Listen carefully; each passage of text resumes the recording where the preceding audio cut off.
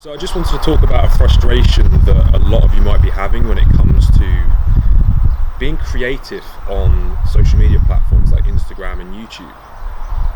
It's been something I've been thinking about a lot recently, where I've been trying to reinvent my Instagram account and start up my new YouTube channel.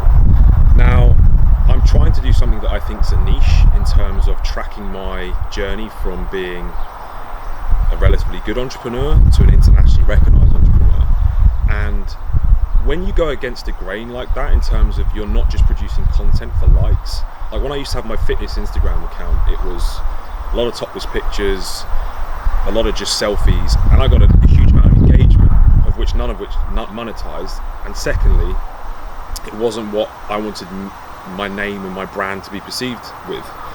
So since I've started up my YouTube channel and my Instagram account, funnily enough, or not funny enough, my engagement levels have actually plummeted.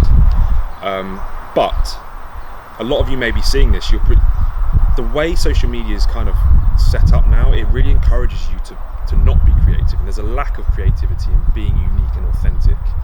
So it's one of these things where you really need to accept the fact that if you're going to build a brand which comes from being authentic and creating really high quality content, like I'm trying to do with my YouTube channel, it's going to take a lot of time to build traction. However, once you get there and you establish yourself as somebody that knows what they're talking about, has been authentic since day one, when the traction does come, your following will be unbelievably more powerful than if you try to just go for the typical likes and engagement. So I really do urge you to don't stop trying to be creative, don't stop trying to be authentic. And look, if follow my YouTube channel, and I promise you, my YouTube and Instagram, under Elliot Wise, you will hopefully see that, no, you won't hopefully see, you will see that within a year or two, the traction will be tenfold what it is now, and I will be creating a brand that will hopefully add value to a lot of people. And the thing is with that as well, when you create content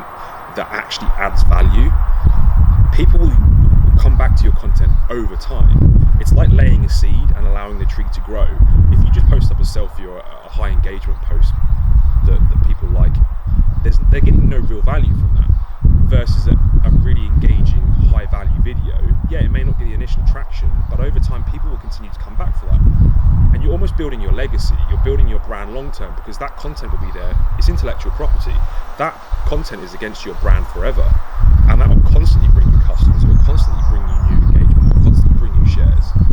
And look, people might think that you're late to the party if you're starting a YouTube channel now or Instagram account now. You're not. You're still very, very early. It's like people always say, oh, I wish I was in Bitcoin. If only I'd known Bitcoin was going to be big back in 2008, or if only I knew that YouTube was going to be big in 2006, or if only I knew that the dot-com boom in 2000 was going to be massive.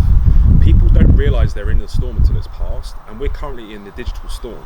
Now is the time to really start being authentic and be creative, and really be specific about what it is that you're trying to produce, because ultimately it will do you a world of favors in the long run, but it really won't be easy. So remember that, and it's something that I had to keep reminding myself of recently, but I know that long term it will do me nothing but good.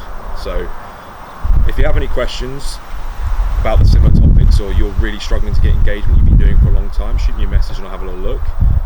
Please subscribe to the channel.